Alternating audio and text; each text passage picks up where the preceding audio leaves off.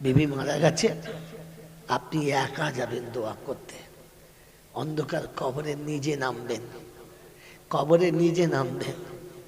স্বামীর উচিত ছিল, সব থেকে ভালো নিয়ম ছিল গোসল দিয়ে দেওয়া, কিন্তু আমাদের দেশেও নিয়মটা নাই। তাই তাহলে স্ত্রীকে গোসল করিয়ে দেওয়ার অনুমতি ছিল। স্বামী মরে গেলে স্ত্রী সব থেকে বেশি হকদার স্বামীর গোসল করিয়ে দেওয়ার।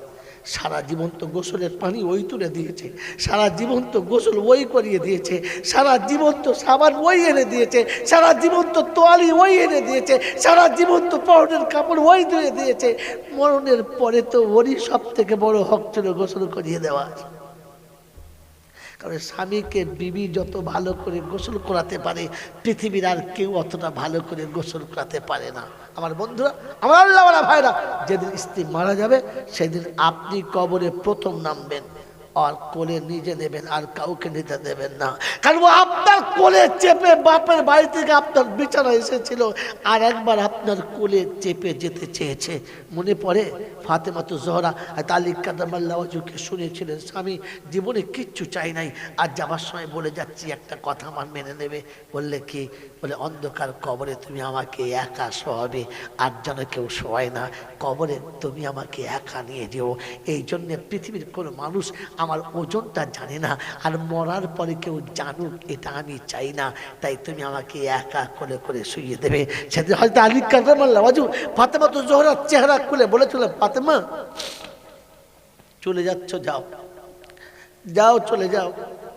মা হারিয়েছি কখন মনে পড়ে না, বাপ হারিয়েছি দুঃখ পেলাম না, তোমার আব্বাও চলে গেল, আজ তুমিও চলে গেলে, তো যাও।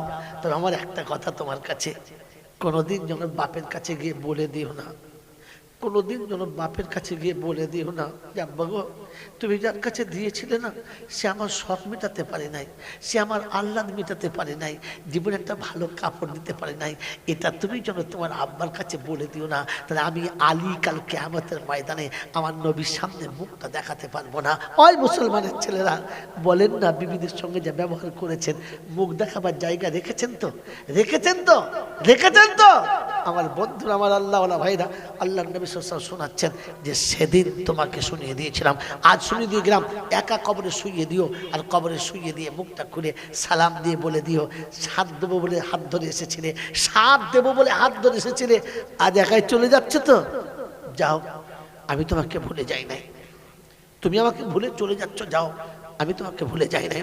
অন্ধকার কবর থেকে আপনি উঠে আসছেন, ও বলতে পারলে বলতো যে বিশ্বাস করো তোমাকে ছেড়ে যেতে চাই নাই, কিন্তু যেতে হয়েছে, রব চেয়েছে তাই। অন্ধকার কবরে দাফন দেওয়ার পরে সবাই যখন চলে যাবে, সবাই যখন চলে যাবে, তখন আপনি দোয়া করার সময় বলে আসবেন, আল্লাহ আমি সত্যি খুব ভালোবাসতাম, আমি ওকে খুব ভালোবাসতাম, আজ একা রেখে দিয়ে চলে যাচ্ছি, তুমি হেফাজত রেখে দিও। আমার বন্ধু, আমার আল্লাহওয়ালা ভাইরা, আপনাকে বলেছি তারাকতু ফি আমরাইন কিতাবুল্লাহ ওয়া সুন্নতি, নবীর সুন্নাত হলো আম্মাজান খাদিজাতুল কুবরাকে কবরে শুইয়ে দিয়েছেন, দাফন হয়ে গেছে, সবাই মাটি দিয়ে চলে গেছে, রাসূলের চোখ দিয়ে দরদর দরদর করে পানি আসছে। সিদ্দিক একবার জিজ্ঞাসা করছিলেন, ইয়া রাসূলুল্লাহ, ইয়া হাবিবাল্লাহ, আপনি যদি এতটা কাঁদেন, উম্মতকে বুঝাবো কি করে, উম্মতকে ভাবাবো কি করে, উম্মতকে সরাবো কি করে, এত যে আপনি কাঁদেন? আল্লাহর নবী বলেন, আবু বকর সিদ্দিক, আমি শুধু বিবি হারাই নাই, আমি এমন একটা বন্ধু হারিয়েছি যে বন্ধু পৃথিবীতে এমন কারো ছিল না, আর কখনো হয়তো কারো হবে না। আমি এমন একটা বন্ধু হারিয়েছি, যেদিন মক্কার জমিনে আমার পাশে দাঁড়াবার মতো কেউ ছিল না, সেদিন আমার পাশে দাঁড়িয়ে বলেছে আমি রয়েছি, আপনি ঘাবড়াবেন না, গোটা মক্কা একদিকে চলে গেছে, তো খাদিজা সিদ্দিক আমার পাশে একা দাঁড়িয়েছে আর বলেছে আমি কিন্তু আপনাকে হাত ছাড়ি নাই। আমার এমন বন্ধু হারিয়ে ফেলেছি। যেদিন মক্কার জমিনে আমার চাচা আবু জেহেল বলেছিল যে মক্কা থেকে তোকে তাড়াবোই কেমন না কোনো বাহানায়, যখন রাস্তা খুঁজে পেল না তাড়াবার, সেদিন বলেছিল আবু দুজানার সঙ্গে তোকে কুস্তি লড়তে হবে, আবু দুজানাকে হারালে তাহলেই থাকতে পাবি, আর তুই হেরে গেলে মক্কা থেকে পালাতে হবে। আল্লাহ নেই বলেন ঠিক আছে তাই হবে, কালকে দেখা যাবে। যখন কথাটা বলেছে, আবু জেহেল তো খুঁজতে বাগে বাগ, কখনো পারবে না, দেশে রান করেছে, দেশের মানুষ আসবে দেখবে। আবু তালেব কথা যেমনি শুনেছে, অন্ধকার রাতে সন্ধ্যাবেলায় টুক টুক টুক টুক টুক টুক করে দরজার কাছে চলে গেছে, আওয়াজ দিচ্ছে, কে? বলে আমি আবু তালেব, বাড়িতে আছো? আম্মাজান খাদিজা, আল্লাহ নবী শুয়ে আছেন, মাথার উপরে হাত দিয়ে একটু মেসেজ করছে, রাসূল একটু ঘুমাবেন। উম্মতের কাছ থেকে সারাদিন মেহনত করে, উম্মতের কাছে সারাদিন ঘুরে ঘুরে বাড়ি ফিরেছেন ক্লান্ত শরীরে, মাথায় হাতটা দিয়ে বুলাচ্ছেন। আল্লাহ নবীকে, আল্লাহ নবী একটু তন্দাচ্ছন্ন হবেন, ওই সময় খাদিজার নিচে এসে বললেন চাচা, বললে হ্যাঁ মুহাম্মদ আছে, বললে হ্যাঁ, ওই ডেকে দাও। ডাকলেন, আল্লাহ রাসূলকে যেমনি ডেকেছেন রাসূল উপর থেকে দরদর করে নিচে নেমে এলেন। কি খবর চাচা? বললে শুনলাম তুমি নাকি আবু দুজনার সঙ্গে কুস্তি লড়ু বলেছো। বললে হ্যাঁ। বলে তুমি চেনো আবু দুজনাকে? বলে না। দেখেছো কোনোদিন? বলে না। তার সম্পর্কে শুনেছো কিছু? বলে না। বললে তুমি কেন হ্যাঁ বলতে গেলে? আবু দুজনার মতো গুয়ার আর ওর মতো এত বদমেজাজ মানুষ মক্কাতে কেউ নেই, কেন তুমি এ কথা বলতে গেলে হ্যাঁ লড়বো? তুমি ওর সঙ্গে যুদ্ধ করে পারবে?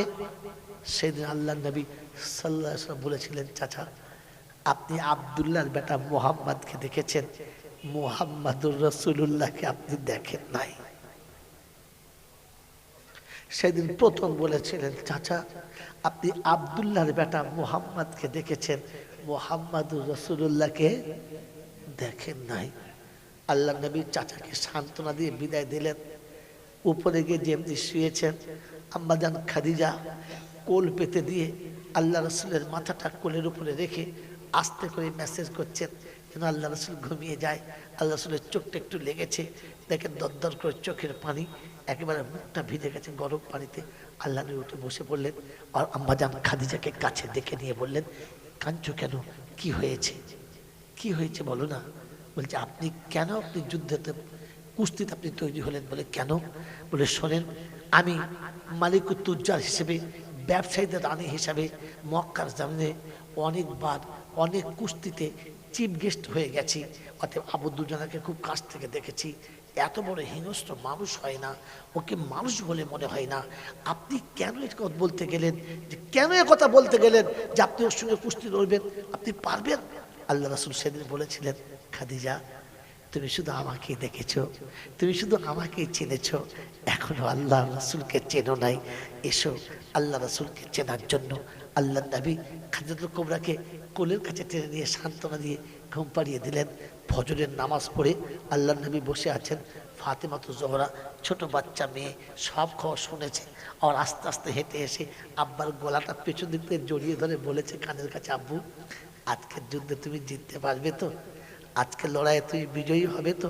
আল্লাহ রাসূল বলেছিলেন হ্যাঁ মা, তুমি একটু দোয়া করো তাহলেই হবে। ফাতেমা বাচ্চা মেয়ে ছেলে সঙ্গে সঙ্গে হাত তুলেছে, আল্লাহ ওগো আল্লাহ, আমার আব্বাকে যারা এমনি করে কষ্ট দেয় তুমি তাদের দেখতে পারো না আল্লাহ। ফাতেমার হাত তুলতে দেরি আল্লাহ নবী কোলে তুলে দিয়ে বলেছিলেন ফাতেমা হাত তুলে দোয়া করিস না, কারণ তুই হাত তুলে দোয়া করে চোখের পানি ফেললে আমার আল্লাহ ফেরাবে না, উম্মত ধ্বংস হবে, এই হাত তুলিস না, হাত নামা। ফাতেমাকে কোলে নিয়ে বসিয়ে দিলেন আর দোয়া থেকে বিরত করে দিলেন। আল্লাহ নবী সাল্লাল্লাহু আলাইহি ওয়াসাল্লাম ফাতেমাকে কোল থেকে নামিয়ে দিয়ে খাদিজার সঙ্গে বিদায় নিয়ে ঘর থেকে বার হচ্ছে আর বলেছেন বিসমিল্লাহি তাওয়াক্কালতু আলাল্লাহ। যেমনি ভাগে বার হয়েছে আল্লাহ পাক বলেন জিবরাইল বলে আল্লাহ লব্বাইক লব্বাইক আল্লাহ, বলে আমার হাবিব যাচ্ছে একটু খেয়াল রাখিস। সারা দুনিয়া বলেছে আবু দুজনাকে তুমি চেনো না, আবু দুজনা এখন আমার রাসূলকে চেনে না, একটু খেয়াল রাখিস। আল্লাহ নবী সাল্লাল্লাহু আলাইহি ওয়াসাল্লাম পাপা করে চলেছে, জিবরাইল সঙ্গে সঙ্গে চলেছে, গিয়ে দেখে গোটা আসরের মানুষ চারিদিকে লোকারণ্য হয়ে আছে। আবু জেহেল উলঙ্গ নর্তকী নিয়ে এসে নাচাচ্ছে, মাথায় খুলিতে শারাবে পান করছে, নারীদের গায়ে ছুঁড়ে মারছে, আমোদার ফুর্তি উড়াচ্ছে। আজ মক্কা থেকে মুহাম্মদ খালি হবে, আজ মক্কা থেকে আমাদের দুশ্মন চলে যাবে, আজ মক্কা থেকে আমার এন্টি গ্রুপ শেষ হয়ে যাবে, আজ ওকে হারাতেই হবে, দুজনের কাছে পারবে না। আল্লাহ নবী সাল্লাল্লাহু আলাইহি ওয়াসাল্লাম গেলেন, চাচা আবু তালেবকে বললেন চাচা একবার যাও যাও কানের কাছে বলে এসো, তোমার ভাইকে বলে এসো। বলে কি? বলে বলে এসো যে মুহাম্মদ হেরে গেলে মক্কা থেকে চলে যাবে, কিন্তু আবু দুজনা হেরে গেলে তোমার কি হবে, তুমি যাবে তো? বলবো। বলছি যাও না, বলে এসো, একটু রাগিয়ে এসো। গেলেন, যেই বলেছে আবু জেহেল তো তেলে বেগুনে জ্বলে গেছে আর বলছে হ্যাঁ ওই স্বপ্নই দেখো গা, যাও ওই স্বপ্নই দেখো গা, এখন চাচা ভাই পেতে কোথায় পালাবে রাস্তা ঠিক করো, হ্যাঁ লোক দেখো পালাবার জন্যে। বলছে ঠিক আছে। আল্লাহ নবী এলেন, বলেন ঠিক আছে আবু দুজনাকে নামতে বলো। আবু দুজনা সেই সারা জীবনের মতো নামলেন, হুঙ্কার মেরে নেমেছে, সিংহের মতো আওয়াজ, জমিনের উপরে পা রাখছে, মনোজন জমিন কেঁপে যাবে। কখনো যদি জোরে কেলিয়ে দেয় তো মনে হচ্ছে পাথরের চাটানো পর্যন্ত ধস নেমে যাবে। সেমনি জাসামাত, তেমনি হাইট, তেমনি স্বাস্থ্য, তেমনি অকুত ক্ষমতার মালিক, যেমনি নেমেছে আসলে কুস্তির জন্য। আল্লাহ নবী সাল্লাল্লাহু আলাইহি ওয়াসাল্লাম বিসমিল্লাহি আল্লাহু আকবার বলে কুস্তির ময়দানে যেমনি পাটা দিয়ে নেমেছে, সামনে জিবরাইল পুরো গার্ড করে দাঁড়িয়ে গেছে। আবু দুজানার সামনে রাসূল দাঁড়িয়েছে, আবু দুজানার সামনে রাসূল দাঁড়িয়েছে। আমার আল্লাহওয়ালা ভাইরা, জ্ঞানীজনরা, সুধী মানুষরা, আমার সোনামণি মায়েরা বোনেরা, আবু দুজানার চক্ষু ছানা বড়া হয়ে গেছে, মনটা একেবারে বিগড়ে গেছে, স্তব্ধ হয়ে গেছে। আবার শেষ বলছে আবু দুজানা ধর, তো বলছে না তুমি ধরো। আল্লাহ রাসূল বলছে আবু দুজানা তুমি ধরো। যেমনি ধরতে এসেছে আল্লাহ নবী ছোট ছেলের মতো কোলে করে চাগিয়ে তুলে নিয়ে একবার গোটা আসর ঘুরিয়ে জমিনে এক কাঁচার মেরেছে, বলছে পাহাড়ের চাটান ভেঙে জমিনে পড়ে গেছে। আবু জেহেল তো খুশিতে লাফাচ্ছে, মুহাম্মদ হেরে গেছে। সবাই গিয়ে বলছে ওরে সুর হারাম করবো, তাকিয়ে দেখ আবু দুজানা পড়ে গেছে। যা, আবু দুজানা পড়ে গেছে, তাকে দেখে আবু দুজানা পড়ে কাঁপছে, বলছে হেরে গেছে, হেরে গেছে। আবু জেহেল বলছে না, ও ভুলে হয়ে গেছে, বুঝতে পারে নাই, আরেকবার হবে। আবু তালেব বলছে না, যুদ্ধ একবার হেরে গেলে দ্বিতীয়বার হবে না। আল্লাহ রাসূল বলছে আরেকবার আসতে বলেন, আরেকবার আসতে বলেন, আরেকবার হবে, আরেকবার হবে। আল্লাহ রাসূল বলছে আরেকবার হবে, বলছে দেখ, বলছে হ্যাঁ হ্যাঁ আরেকবার হবে। আবু দুজানাকে তুলে বলেছে আবু দুজানা ওঠ, বসেছে বলে ধর, বলছে আবু জেহেল তুই ধর, আমি পেছনে আছি তুই সামনে ধর। বলছে কেন, তোর কি হলো কি রে? বলছে শোন, আজ আর ধরতে বলিস না, কারণ আমি যেটা দেখতে পাচ্ছি তুই সেটা দেখতে পাচ্ছিস না। আল্লাহর নবী সাল্লাল্লাহু আলাইহি ওয়াসাল্লাম আর একবার আবু দুজনাকে টুটি ধরে, ঠিক কুত্তার বাচ্চা যেমন ঝুরিয়ে নিয়ে যায় মাঝে মাঝে মানুষ দেখেন না রেগে গেলে, ওরকম টুটি ধরে যখন চাগিয়ে তুলেছে, গোটা মক্কার মানুষ দেখে সর্বনাশ করেছে কি, হ্যাঁ মুহাম্মদ আব্দুল্লাহর বেটা কি করেছে রে।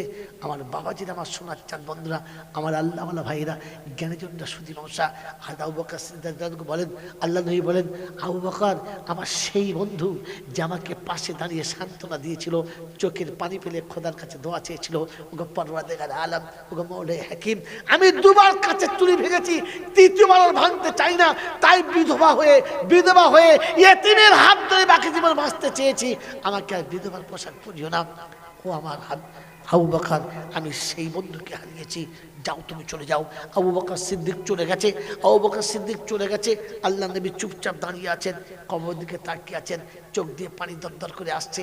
আমার বন্ধুরা, আমার আল্লাহওয়ালা ভাইরা, জ্ঞানীজনরা, সুধী মানুষরা, আল্লাহ পাক জিজ্ঞাসা করছেন হাবিব, হাবিব, হাবিব একা দাঁড়িয়ে আছো, গোটা মক্কার মানুষ জান্নাতুল মালা খালি করে চলে গেছে, কেউ নেই, তুমি একা দাঁড়িয়ে আছো, আর কেউ নেই, একা বাড়ি যাবে না? আল্লাহ রাসূল সেদিন বলেছেন আল্লাহ আমি খাদিজাকে খুব ভালোবাসি, তাই বইকার মায়েদের কাছে বলে যাচ্ছি, স্বামীকে এতটা ভালোবাসো, স্বামীকে এতটা ভালোবাসো, মরার পরে যেন কবরের কাছে দাঁড়িয়ে বলে রহমতের মা আমি তোমাকে খুব ভালোবাসি, জামিলা আমি তোমাকে খুব ভালোবাসি, তাই একা কি করে বাড়ি আসবো, তাই তোমার কাছে দাঁড়িয়ে আছি। আল্লাহ রাসূল শোনাচ্ছেন আল্লাহ আমি খাদিজাকে খুব ভালোবাসি, খাদিজা কবরকে বড় ভয় করে, তাই আমি দাঁড়িয়ে আছি, কবরে ফেরেশতা এসে যখন সওয়াল করবে উত্তরটা আমি দিয়ে দেব, যেন খাদিজার ভয় না পায়। আল্লাহ পাক শোনাচ্ছেন হাবিব খাদিজাকে তুমি একা ভালোবাসো, আমি ভালোবাসি না, আমি ভালোবাসি না।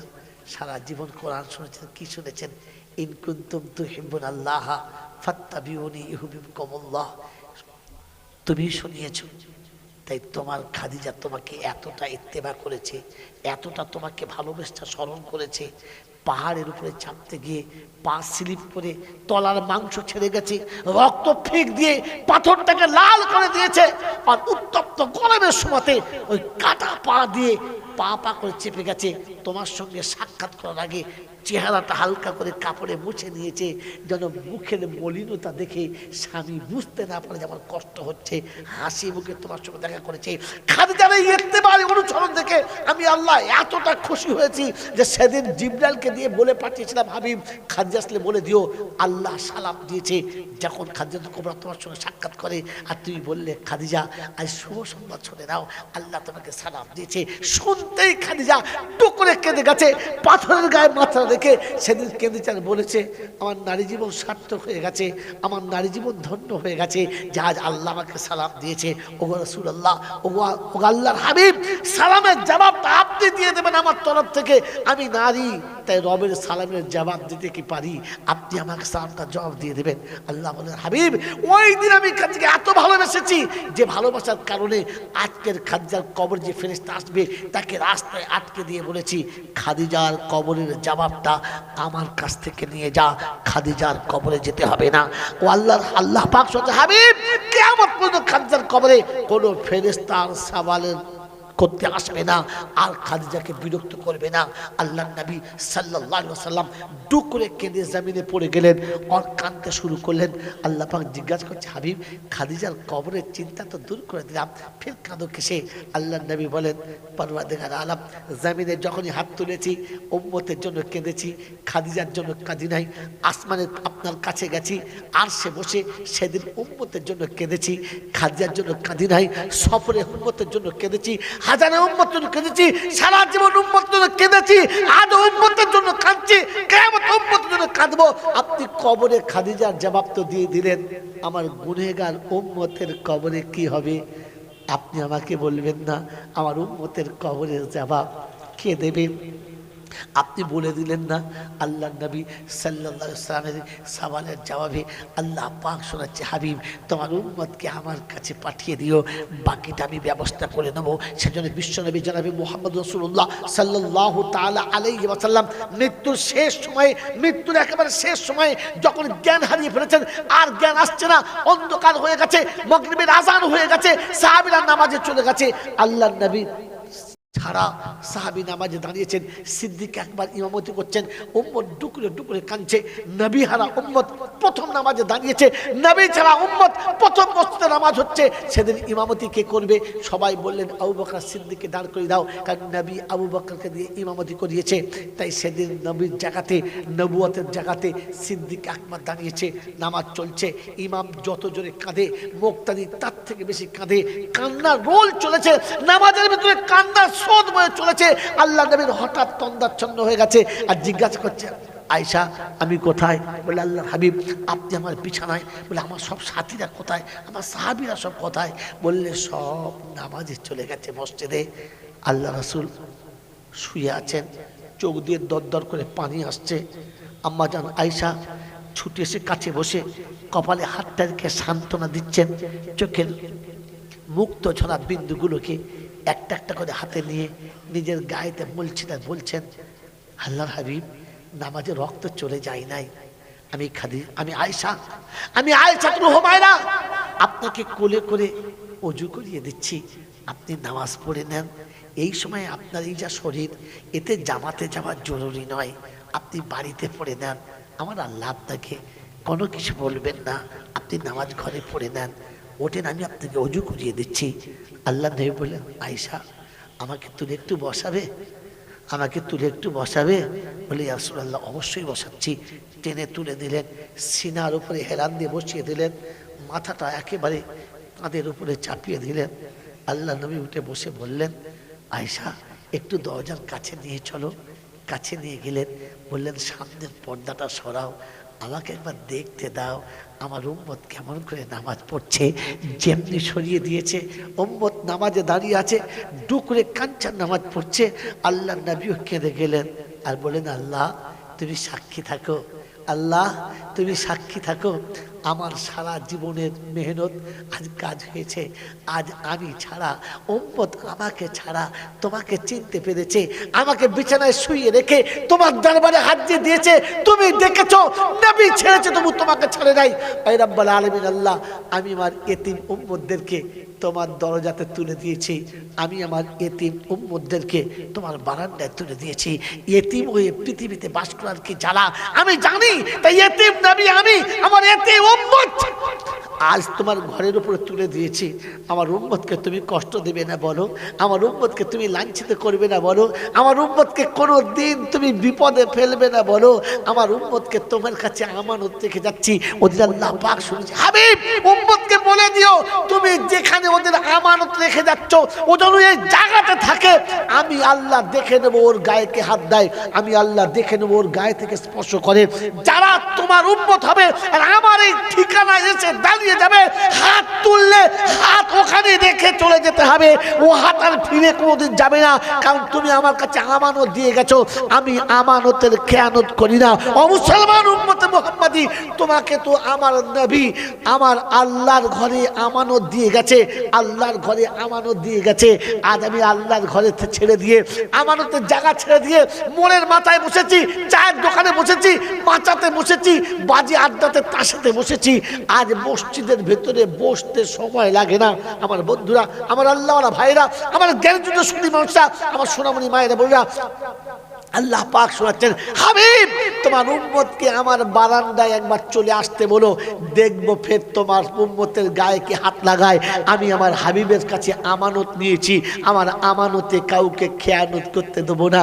ও বই কেনার বাবাজিরা, আমার শোনাচ্ছেন বন্ধুরা, আমার সোনামণি ভাইরা বোনেরা, এই জন্য বলে দিয়ে চলে গেলাম, যদি কবরে হাসরে বাঁচতে চাও তো আমানতের জায়গা, মসজিদ জায়গার ঠিকানাটা বানিয়ে দাও। তাই কোরআন শুনে দিচ্ছে, যালিকাল ইয়াউমুল হক ফামান শাত্তাখাযা ইলা রাব্বিহি মাআবা, কিয়ামত অবশ্যই হবে। যদি বাঁচতে চাও এই মসজিদ তোমার ঠিকানা হবে, এখানে তুমি ঠিকানা বানিয়ে নাও। এই মসজিদ তোমাকে কাল কিয়ামতের ময়দানে সোজা জান্নাতের বাগানে নিয়ে চলে যাবে। আমার বন্ধু, আমার আল্লাহ ভাইরা, আমার জ্ঞানযোগ্য সুধী মানুষরা, এই জন্য আপনাকে শুনিয়ে দিয়ে চলে গেলাম। কোরআন আপনাকে শুনিয়েছে, রাসূল আপনাকে শুনিয়েছে, জান্নাতের বাগানে যেতে হলে এই জান্নাতের বাগান আবাদ করে যেতে হবে। আর কবর জিয়ারত করতে হলে একা গিয়ে আপনাকে দাঁড়াতে হবে। বিশ্বনবী জনাবে মুহাম্মদ রাসূলুল্লাহ সাল্লাল্লাহু তাআলা আলাইহি ওয়াসাল্লাম যেদিন মদিনা থেকে মক্কায় চলেছেন, রাস্তায় মাকামে হাজরাতে সাহাবীদের দাঁড় করেন। সঙ্গে আবু বকর সিদ্দিক আছে, ওমরে ফারুক আছে, আলিয়া হায়দার আছে, উসমানে গনি আছে, সমস্ত সাহাবীরা রয়েছেন। সবাইকে মসজিদের বাইরে দাঁড় করিয়ে দিলেন, সবাইকে কবরস্থানের বাইরে দাঁড় করিয়ে দিলেন, আর বললেন আমি একটু ভিতরে আমার মায়ের কবর জিয়ারত করতে যাচ্ছি। রাসূল মায়ের কবর জিয়ারত করতে যাচ্ছেন, সবাইকে বাইরে বসিয়ে দিলেন, একা চলে গেলেন। বললেন যদি দেরি হয় তোমরা ভিতরে আসবে না, যদি কান্নার আওয়াজ পাও ভিতরে আসবে না। আল্লাহ নবী সাহাবীদের বাইরে বসিয়ে দিলেন, একা টুকটুক টুকটুক করে ভিতরে গেলেন। আর কবরের কাছে গিয়ে বললেন, লাউ কুনতি হাইয়ান, মা তুমি যদি আজকে জীবিত হতে তাহলে দেখতে পেতে আমি আজ আর একা নয়। মক্কার জমিনে তুমি আমাকে একা দাদর করে ছেড়ে দিয়ে চলে এসেছিলে, দাদর চাচার করে ছেড়ে দিয়েছে। আর চাচা যেদিন ছেড়ে গেছে সেদিন মক্কায় বড় মুসিবতের বন্যা আমার উপরে নেমেছে। মক্কা থেকে মদিনায় চলে আসতে আমি বাধ্য হয়েছি। আজ মক্কায় ফিরে যাচ্ছি, কারণ যেদিন মক্কা থেকে আসছিলাম মক্কা মদিনার বর্ডারে এসে বারবার বলেছিলাম, মক্কারে আমি তোর কাছ থেকে যেতে চাই নাই। শৈশব যেখানে কেটেছে, কৈশোর যেখানে কেটেছে, যৌবন যেখানে কেটেছে, বার্ধক্যকে আমি ছাড়তে চাই নাই, কিন্তু তোর দেশের সন্তানেরা আমাকে এখানে থাকতে দিচ্ছে না, তাই চলে যেতে বাধ্য হচ্ছি। সেদিন মক্কা ছাড়ার সময় চোখ ভরা পানি নিয়ে, বুক ভরা ব্যথা নিয়ে আর্তনাদ সহকারে আল্লাহর কাছে বলেছিলাম যে আল্লাহ মক্কায় আবার ফিরে আসবো, মক্কায় আবার আসবো। তাই আম্মা মক্কায় চলেছি, এসেছিলাম একা, সঙ্গে গোটা দল নিয়ে যাচ্ছি, এক জামাত সঙ্গে সাথী রয়েছে, মা সবাই আছে, সবাইকে সাথে নিয়ে যাচ্ছি। আজ আর আমি একা নয়, কিন্তু মা সবাই আছে, তুমি তো নেই, তাই তোমার কাছে সে দাঁড়িয়েছি। মা আজ তুমি যদি দেখতে পেতে তাহলে দেখতে তোমার ছেলের সঙ্গে কতগুলো মানুষ আছে। মা একবার যদি আমাকে ইয়া মোহাম্মদ বলে ডাকতে। এই বইকার লোকেরা আমার এই একটা কথা মনে রেখে দিও, বাকি বলে যেও। আল্লাহ নবী বলেছিলেন, আম্মা যদি আমাকে একবার ইয়া মোহাম্মদ বলে তুমি ডাকতে, আর আমি যদি নামাজে শুরু করে দিতাম, নামাজ চালু করতাম, আর নামাজটা যদি ফরজ নামাজ হতো, আল্লাহ ওয়াল্লাযী নাফসি বিয়াদিহি, ওই পাক জাত যার হাতে আমার জান, ওই আল্লাহর কসম খেয়ে বলছি, তুমি যদি ডাকতে নামাজ ছেড়ে দিতাম, তোমার ডাকে প্রথম সাড়া দিতাম, তোমার কথা শুনতাম, তারপরে গিয়ে নামাজ পড়তাম, তবুও তোমার কথার বিরুদ্ধে কখনো যেতাম না।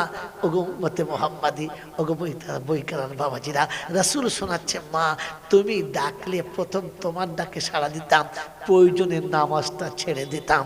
রাসূল নামাজ ছেড়ে দিতে চাচ্ছে, তবু মায়ের ডাকে থেকে সরে যেতে চাচ্ছে না।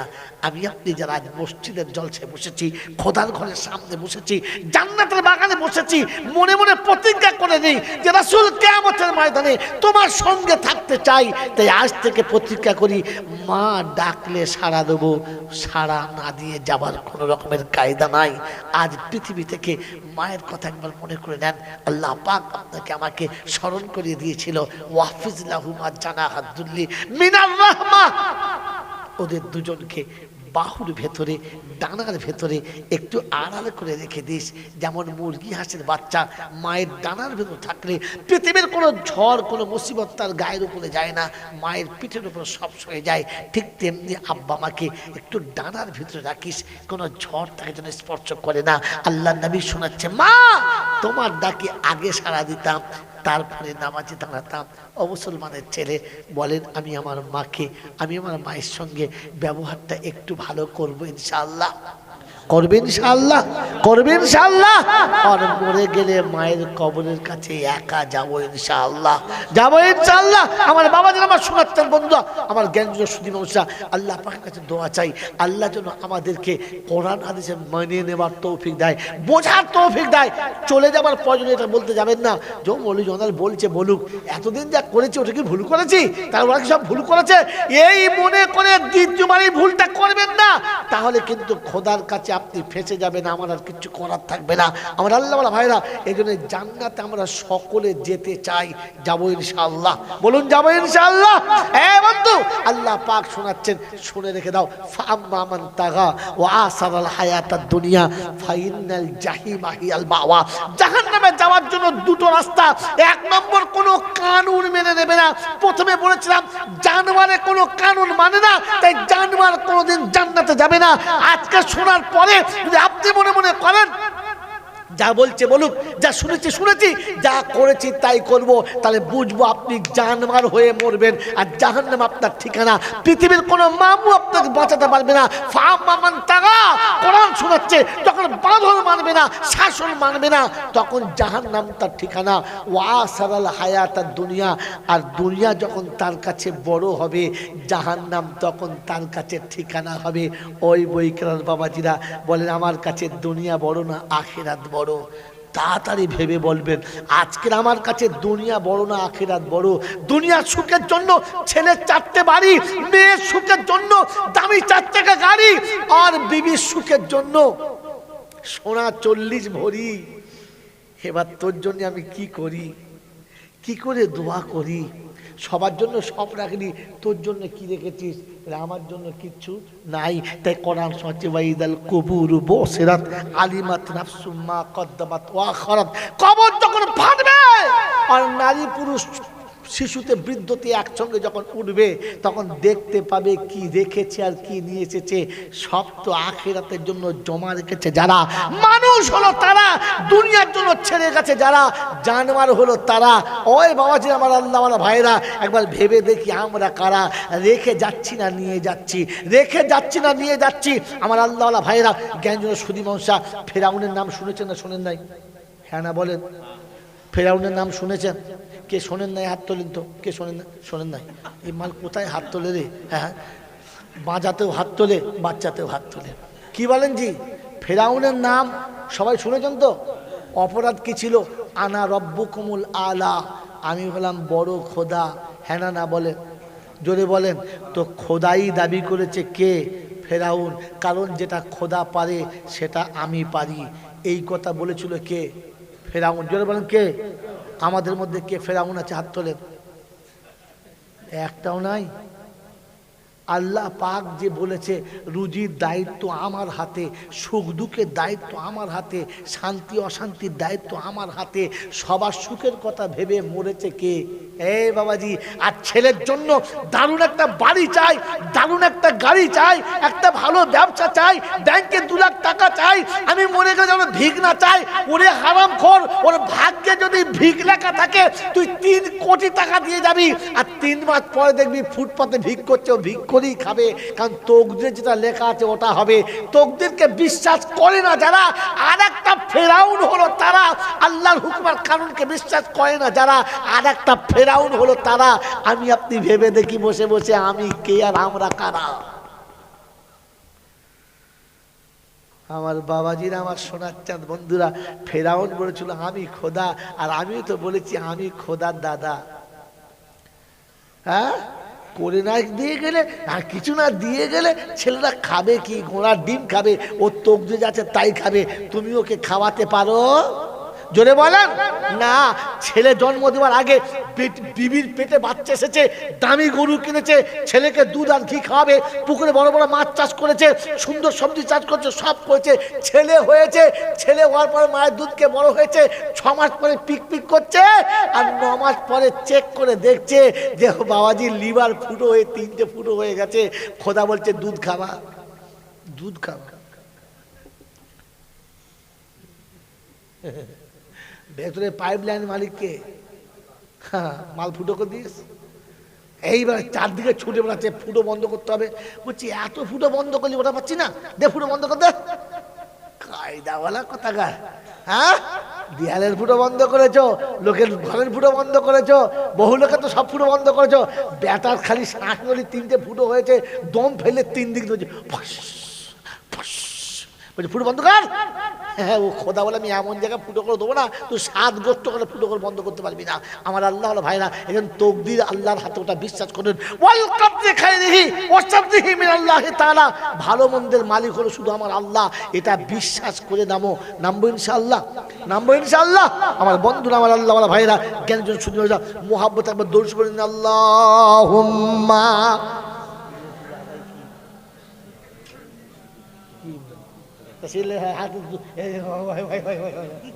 কটা বাজে বলতে নেই, 8 ঘন্টা যাওয়াবে, তাই খাবি খানা খাবি বাড়ি যাও। কটা?